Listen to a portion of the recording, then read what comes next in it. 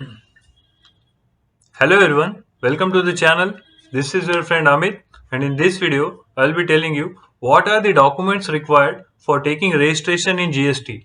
So that when you start taking the registration, you should be ready with all the documents that are required which are asked by the system. So before starting, I would like to request everyone to kindly subscribe to the channel just for the motivation purpose. So let's start. So basically when you go to GST portal and you navigate to registration tab, so system will be asking you the basic details that are like legal name, PAN detail, email ID, the state and jurisdiction. And when you submit it, system will be giving you one TRN, that is temporary reference number. So when you use this TRN and log into the system, then system will be showing you 10 number of tabs which you need to fill and you have to submit to get take the registration in GST. So the first tab is business details, where you need to enter the PAN number, constitution of business, trade name, and legal name. That is the only thing which is required. So you don't need any document over there. Then you have to move to next step, that is promoter and partner. So let's say if you are a company and you are taking the registration, then there can be multiple promoter and partner. And let's say if you are just a proprietor or like a shopkeeper or something else, then you don't have to enter details of promoter. You can just enter your details as a proprietor. So in this step, the system will be asking only photograph that should be available with you. Then you can move to authorized signatory. Authorized signatory is the person who can do the filing the return, who can file the applications on behalf of you.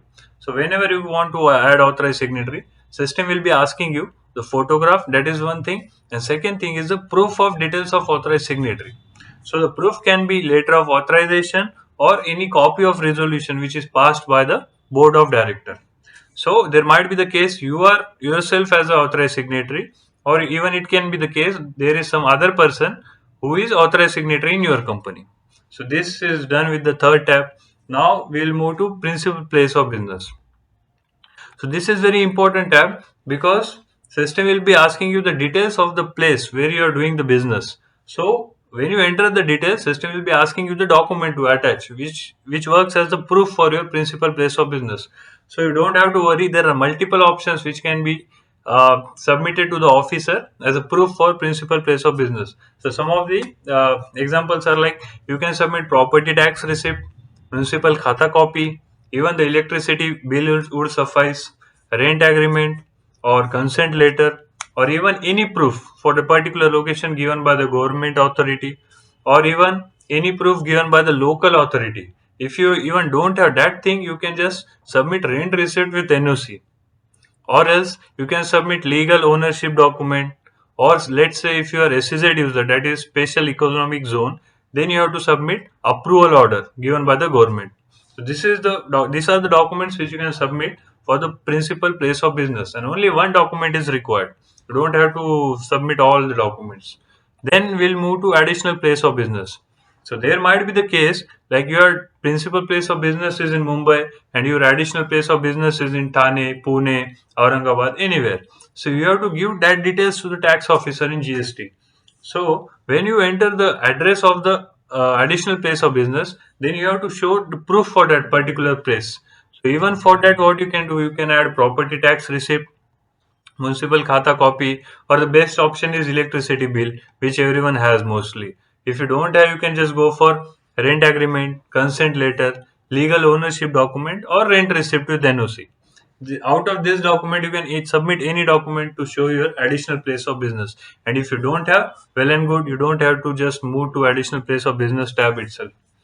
And after that, the main tab is Aadhaar authentication, which is introduced before 6 to 7 months. So this is also not mandatory.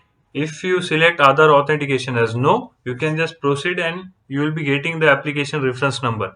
But it's always good practice to give your Aadhaar details so that whenever you will be submitting your details, you can just authenticate your Aadhaar details, and officer will also understand that your Aadhaar authentication is done, so he will approve your registration immediately. So what are the proof required for Aadhaar authentication? So you can go for Aadhaar enrollment ID. If you don't have Aadhaar ID, you can just go for the receipt which you get at the time of enrollment. Even if you don't have, you can just go for passport. You can go for voter ID. You can fill the KYC form, or you can even show the bank passbook with photograph, or you can just even show the driving license. These are the all documents out of which you can submit any of the document which will work as your Aadhaar authentication proof. That's it, guys. So these are the 5 tabs where system will be asking you document. So from my point of view, you will be needing only 5 documents. One is photograph, one is letter of authorization for authorized signatory, one is proof for principal place of business, one is proof for additional place of business in case places are available, or the final is Aadhaar authentication. So if you add this document or you just keep the set of this document and go to GST portal and take your registration, then in within 5 minutes you will be able to submit your registration application. And if you want to see how registration is done, I have already uploaded one of the video systematic way where you can just enter your details and attach the document and you can submit. So as soon as you submit your application, then what will happen? ARN number will be generated, that is application reference number, which you can just keep for the reference purpose.